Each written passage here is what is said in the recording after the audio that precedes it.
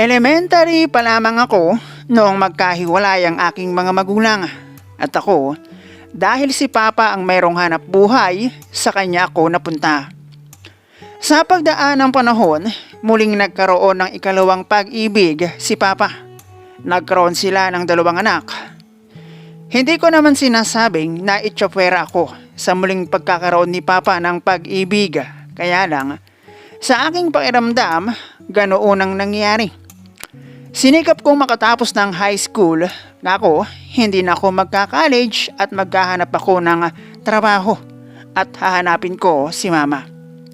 Ang plano ko ngayon ay natupad, muli ay nagpangita kami ni Mama at ang matagpuan ko siya, meron siyang inuupahang bahay at nagtatrabaho bilang staff crew sa isang malaking grocery sa Manila.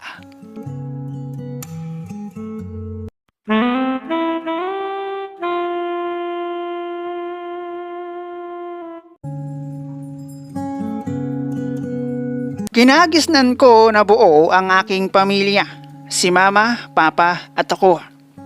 Pero wala kaming sariling tahanan at katulad lamang din ng ibang pamilya, nagrerenta kami ng bahay.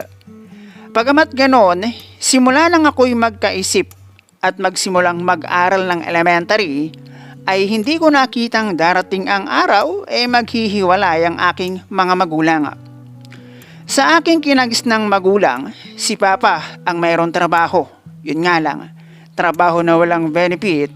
At kung doon ka magtatagal, kailangan sa hinaharap kahit papaano ay meron kang ipon.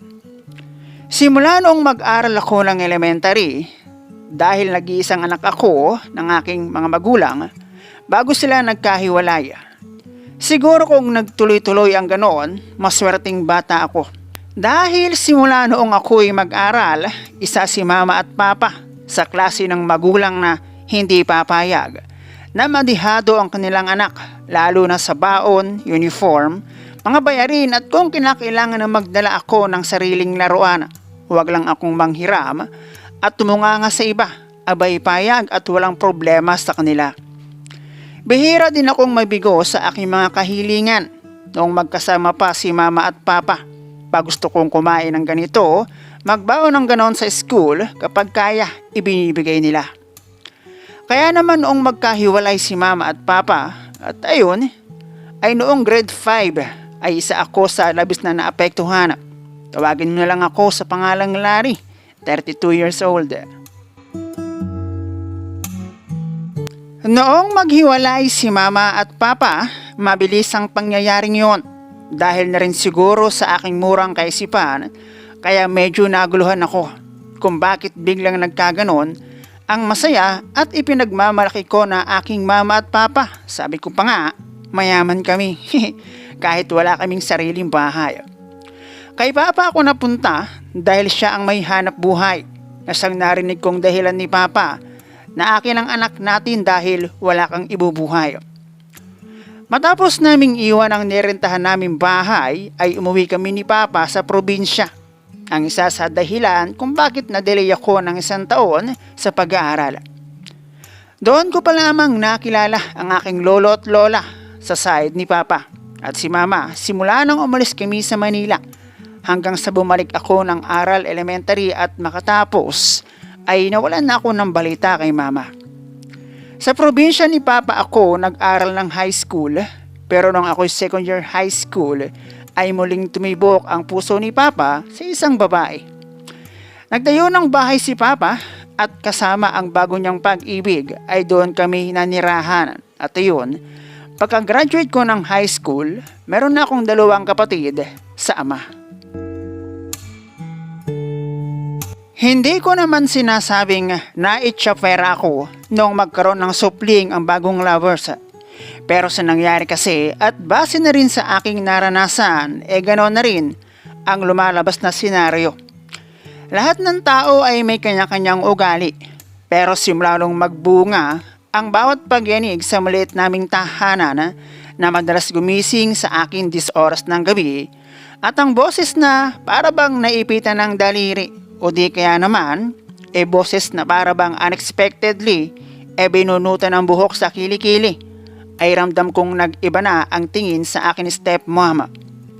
Madalas na rin akong mawala ng baon noong high school kahit na noong babago pang nalobo ang tami ni stepmama. At kung hindi pa ako didiskarte kina lolo at lola, hindi magkakalaman ang aking bulsa. Simula rin noong isilang, ang kapatid ko sa ama ay tila nagkaroon na ng kuryente ang anumang bagay na pwede kong mapakinabangan sa maliit naming tahanan at palaging merong matang nakatingin. Itinanim ko sa aking isipan na makatapos lamang ako ng high school, hindi na ako magka-college. Pupunta ako ng Manila, maghahanap ako ng trabaho at hahanapin ko si mama.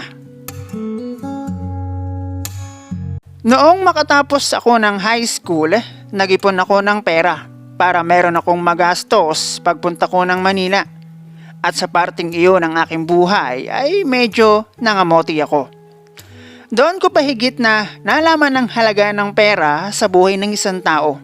Bukod sa mahirap kitain, ang pera ay parang naa-attract lamang din sa may pera. Naging pansamantalang tahanan ko ang palengke sa lugar namin.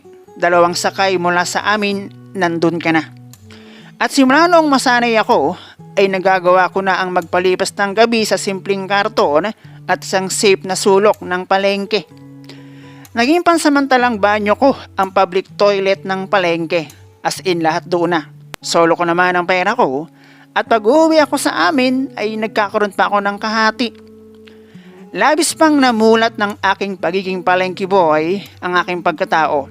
Marami akong natutunan, higit sa lahat ang pakikisama sa ibang tao. Respeto mo sila at ganun ang gagawin nila sa iyo. Halos lahat ng naging kaibigan ko sa palengke, alam ang dahilan kung bakit ako nandun, na malaking naitulong sa akin upang makaipon ako ng sobra pa sa aking kailangan. Meron nga doon, ayaw na akong paalisin, sa kanila na lamang daw ako. Sa naipon kong pera, noong ako'y nasa palengke, siguro kung ibang tao yun, ay baka nga hindi na umalis at ipinagpatuloy na lang ang nasimulan, lalo't kinasanayan na rin. Lumawas ako ng Manila gamit ang konti kong nalalaman. Dinala ko ang lahat ng aking papeles. Pagdating kasi doon, hahanap ako ng bahay na pwede kong upahan. Then, hahanap ako ng trabaho. May edad na rin naman ako noong magpunta ng Manila. 20 years old ako noon at sa ilang taon ko sa palengke na wala akong ginawa kundi mag-ipon. Malaking pera ang dala ko noong magpa-Manila ako. Gamit ang aking konting alaala, impormasyon mula kina lola kung saan sa Manila kami dating nakatira at ang pangalan ni mama sa aking birth certificate, ay nagpa-Manila akong malaki ang tsansa na hindi magtatagal muli kaming magkikita. Gamit si Mang Tanong ay natuntun ko ang dati naming tinutuluyang bahay. Ang totoo niyan ay nakausap ko pa yung may kanya noong dati naming nirerentahan. Pati yung school kung saan ako nag-elementary napuntahan ko at ang lahat ng aking alaala na numbalik sa lugar kung saan ako lumaki at nagsimulang magkaisip. Noon naman, medyo hindi pa kamahalan ang magrenta ng kwarto, 500 to 1,000 meron na. Ang kagandahan noon dahil nga meron akong pera ay hindi ako na-pressure na maghanap ng trabaho. Ang yaman ko noon noong magpa-Manila ako. Ilang taon kong ipon ang dala ko. Para hindi ako maboring dahil sanay akong laging kumikilos, naghanap ako ng kahit helper sa grocery store. Sa ganong trabaho din kasi ako familiar at hindi ko alam, ang trabahong iyon pala ang magiging daan upang magkita kami ni mama. Alam nyo, simula nung magtrabaho ako sa palengke para makaipon at hanapin si mama, kapag nakakarinig ako ng kapangalan ni mama, tinititigan kong maigi kung kahubig ba ni mama sa aking alaala. At kapag malayo sa aking alaala, never mind. Pero kapag may duda sa aking isip, nagpapasintabi ako at tinatanong ko ang apelyido. Nakapagtrabaho ako sa isang bagsakan ng soft drink at noong malaman ng amo ko na marunong akong magmotor at wala akong lisensya, ay ginawa niya iyon ng paraan para gamit ang kulong-kulong ay makapag-deliver ako sa mga kalapit naming subdivision. Marami na akong nadideliverang store at ilang grocery na medyo may kalakihan. Hanggang sa noong minsan na mag-deliver ako sa isang grocery store na ayon sa aking amo, maramihan daw kong mag-order. Sa aking kabisihan, hindi ko napansin na ang nagbalik sa akin ng resibo ay ang hinahanap kong tao. At nang marinig ko ang salitang, "Totoy, ikaw ba si Larry?" At ang karugtong noon ay ang pagbigkas niya ng aking apelyido. Nakayuko ako noon at busy sa pag-double check ng case. Kaya ang pagsagot ko ng opo ay parang binaliwala ko lamang. Pero saglit ay napaisip ako.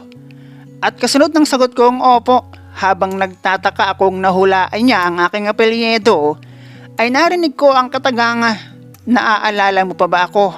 Sa bigkas na para bang naiiyak. At noong tunghayin ko siya, ay nabitawan ko ang hawak kong resibo.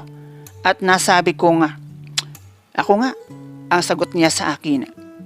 Mahigpit kong niyakap si mama at sinabi ko na nagpa-Manila ako para lamang siya ay hanapin.